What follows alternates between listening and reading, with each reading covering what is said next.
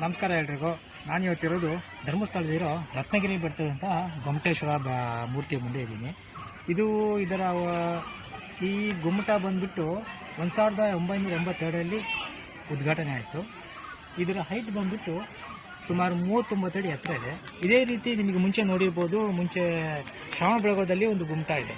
ಆ ಗುಮ್ಮಟ ಬಂದ್ಬಿಟ್ಟು 58 ಅಡಿ ಹೈಟ್ ಇದೆ. ಅದೇ ತುಂಬ ಎತ್ತರವಾದ ಗುಮ್ಮಟ ಅಂದರೆ ಅದೇನೆ. ಇದು ಕೇವಲ 39 ಅಡಿ ಎತ್ತರ ಇದೆ. ಇನ್ನು ಈ ಗೊಮ್ಮಟೇಶ್ವರ ಮೂರ್ತಿ ಅಂದರೆ ಏನು, ಯಾಕೆ ಅನ್ನೋದನ್ನ ಇವತ್ತು ವಿಡಿಯೋದಲ್ಲಿ ತಿಳ್ಕೊಡ್ತೀನಿ. ಈ ಗೊಮ್ಮಟೇಶ್ವರ ಅಂದು ಯಾರು ಅಲ್ಲ, ಬಾಹುಬಲಿ, ಅವನೊಬ್ಬ ಚಕ್ರವರ್ತಿಯಾಗಿದ್ದ. ಇನ್ನು ಇವರು ಬಂದ್ಬಿಟ್ಟು ಇಕ್ಷಾಕು ವಂಶದ ಮನೆತನದಸ್ತವರು. ಇಕ್ಷಾಕು ವಂಶದ ಋಷಭನಾಥ ರಾಜ ಇರ್ತಾನೆ. ಅವನು ಅಯೋಧ್ಯೆನ ಆಳ್ತಾ ಇರ್ತಾನೆ.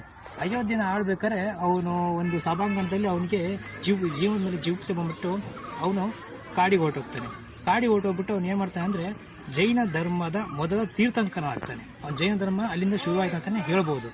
ಅದಾದಮೇಲೆ ಅವನು ಹೋಗೋಕ್ಕೂ ಮುಂಚೆ ರಾಜ್ಯನ ಡಿವೈಡ್ ಮಾಡ್ಕೊಟ್ಟು ಹೋಗ್ತಾನೆ. ಅವನಿಗೆ 100 ಜನ ಮಕ್ಕಳು. ಯಾರಿಗೆ?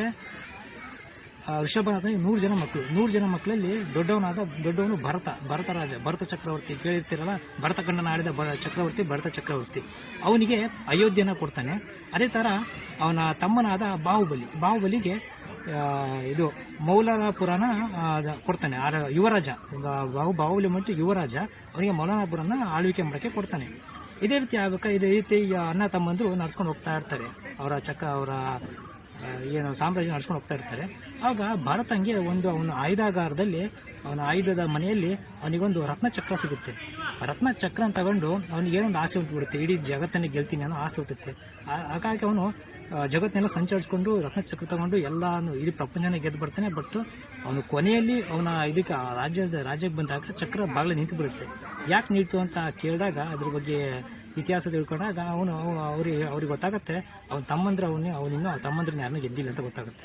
ಅದ ತಕ್ಷಣ ಮಂತ್ರಿಗಳಿಗೆ ಹೇಳ್ಬಿಟ್ಟು ತಮ್ಮಂದ್ರೆಲ್ಲ ಶರಣಾಗಿ ಹೇಳಿದ ತಕ್ಷಣ ಅವ್ರ ತಮ್ಮಂದ್ರು ಎಲ್ಲರೂ ಬರ್ತಾರೆ. ಬಂದ್ಬಿಟ್ಟು ಅಣ್ಣ ಕಾಲಿ ಬಿದ್ದು ತಪ್ಪಾಯ್ತು, ನಾವು ನಿನಗೆ ರಾಜ್ಯ ಬಿಟ್ಕೊಡ್ತೀವಿ ಅಂತ ಹೇಳ್ತಾರೆ. ಆದರೆ ಬಾಹುಬಲಿ ಒಪ್ಪಲ್ಲ.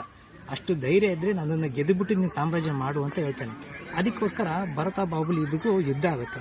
ಯುದ್ಧ ದೊಡ್ಡ ಮಟ್ಟಕ್ಕೆ ಅಲ್ಲ, ಅವರಿಬ್ಬರ ನಡುವೆ ಮಾತ್ರ ಆಗುತ್ತೆ. ಯಾಕಂದ್ರೆ ತುಂಬ ಜನ ಸೈನಿಕರ ಮರಣ ಆಗುತ್ತೆ ಅಂತೇಳಿ ತೀರ್ಮಾನ ಮಾಡಿ ಬರೀ ಅವರಿಬ್ಬರಲ್ಲಿ ಯುದ್ಧ ಮಾಡ್ತಾರೆ. ಅದು ಯುದ್ಧ ಹೇಗಿತ್ತು ಅಂದರೆ, ಮೊದಲು ದೃಷ್ಟಿಯುದ್ಧದಲ್ಲಿ ಇಬ್ರು ಹಿಂದೆ ನಿಂತ್ಕೊಂಡು ದೃಷ್ಟಿ ಯುದ್ಧ ಕಳಗ ಮಾಡ್ತಾರೆ. ಅದರಲ್ಲಿ ಭರತ ಸೋಲ್ತಾನೆ, ಬಾಹುಬಲಿ ಗೆಲ್ತಾನೆ. ಮತ್ತು ಅದಾದಮೇಲೆ ಜಲಯುದ್ಧ ಮಾಡ್ತಾರೆ. ಜಲಯುದ್ಧದಲ್ಲಿ ಸಮುದ್ರ ನಿಂತ್ಕೊಂಡು ನೀರನ್ನು ಹೆಚ್ಚಾಡಬೇಕು. ಅದರಲ್ಲೂ ಭರತ ಸೋಲ್ತಾನೆ, ಬಾಹುಬಲಿ ಗೆಲ್ತಾನೆ. ಅದಾದಮೇಲೆ ಕೊನೆಯಲ್ಲಿ ಮಲ್ಲಯುದ್ಧದಲ್ಲಿ ಏನಾಗುತ್ತೆ, ಅದರಲ್ಲೂ ಕೂಡ ಮಲ್ಲಯುದ್ಧದಲ್ಲಿ ಜಗಳ ಮಾಡಿ ಅದರಲ್ಲೂ ಕೂಡ ಬಾಹುಬಲಿ ಗೆಲ್ತಾನೆ, ಭರತ ಸೋಲ್ತಾನೆ. ಇದರಿಂದ ಭರತ ಕಂಗೆಟ್ಟು ರತ್ನಚಕ್ರ ಥರ ಅದನ್ನು ಬೀಸ್ಬಿಡ್ತಾನೆ. ಅದರಿಂದ ಸಿಟ್ಟಿಗೆದ್ದ ಬಾಹುಬಲಿ ಅಣ್ಣನ ಎತ್ತಿ ಕೆಳಗೆ ಬಿಸಾಕೋಕೆ ಹೋಗ್ತಾನೆ. ಮಲ್ಲಯುದ್ಧ ಮುಗಿಸಿದ ಮೇಲೆ ಗೆದ್ದ ಮೇಲೆ ಅಣ್ಣನ ಎತ್ತಿಬಿಟ್ಟು ಕೆಳಗೆ ಬಿಸಾಕ ಹೋದಾಗ ಅವನಿಗೆ ಜ್ಞಾನೋದಯ ಆಗುತ್ತೆ. ನಾನು ಯಾರು ನಿಮಗೆ ಸಾಯಿಸ್ತಾ ಇದ್ದೀನಿ, ನಮ್ಮ ಅಣ್ಣ ಸಾಯಿಸಿ ನನಗೇನು ಬರುತ್ತೆ, ನನಗೇನು ಸಿಗುತ್ತೆ ಅಂತ ಹೇಳ್ಬಿಟ್ಟು ಅವನು ಎಲ್ಲ ಬಿಟ್ಟುಬಿಟ್ಟು ಬಟ್ಟೆನೆಲ್ಲ ಬಿಚ್ಚಾಕ್ಬಿಟ್ಟು ಅವನು ಅವ್ರ ತಂದೆಯ ಹಾದಿಯನ್ನೇ ಹಿಡ್ಕೊಂಡು ಕಾಡಿ ಹೋಗ್ತಾನೆ. ಎಲ್ಲ ಬಿಟ್ಬಿಟ್ಟು ಕಂಡ ಧ್ಯಾನದಲ್ಲಿ ಮುಳುಗ್ಬಿಡ್ತಾನೆ. ಮೈಯಲ್ಲಿದ್ದ ಬಟ್ಟೆ ಎಲ್ಲ ಬಿಚ್ಚಿಬಿಟ್ಟು ಕಾಡಲ್ಲಿ ಹೋಗ್ಬಿಟ್ಟು ಧ್ಯಾನ ಮಾಡ್ತಾ ನಿಂತ್ಕೊಂಡ್ಬಿಡ್ತಾನೆ. ಆ ಧ್ಯಾನ ಹೋದ ನಿಂತಾಗ ನೋಡಿ, ಅಲ್ಲಿ ಆ ಕಾಲಲ್ಲಿ ಮೈಯಲ್ಲಿ ಸುತ್ತಿದೆಯಲ್ಲ, ಅದು ಬಳ್ಳಿ. ಆ ಬಳ್ಳಿ ಮರಗಳೆಲ್ಲ ಹುಟ್ಟ ಎಲ್ಲ ಆಗಿ ಬಳ್ಳಿ ಎಲ್ಲ ಮೈ ತುಂಬ ಸುತ್ಕೊಳುತ್ತೆ.